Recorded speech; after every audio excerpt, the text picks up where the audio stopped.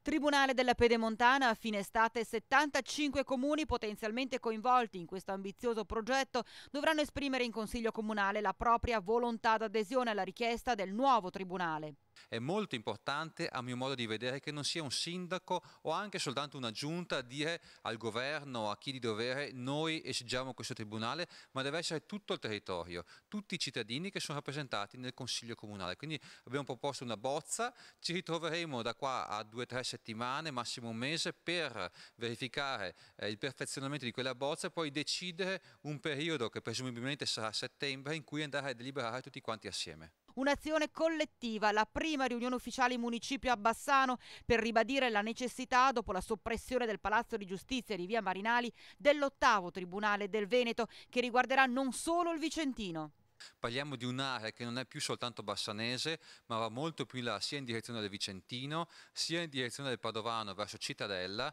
e sia in direzione del Trevigiano verso Castelfranco, poi verso Asolo e addirittura Resana. La riforma della geografia giudiziaria che hanno fatto i precedenti governi ha portato senz'altro degli efficientamenti in alcune zone d'Italia, ma in questa zona è stata peggiorativa, dobbiamo dirlo con chiarezza. Il territorio veneto che più ha bisogno di un nuovo presidio di giustizia è la famosa Pedemontana, di cui tutti si riempiono la bocca come zona più produttiva, come zona di piccolissima e piccola impresa, come zona molto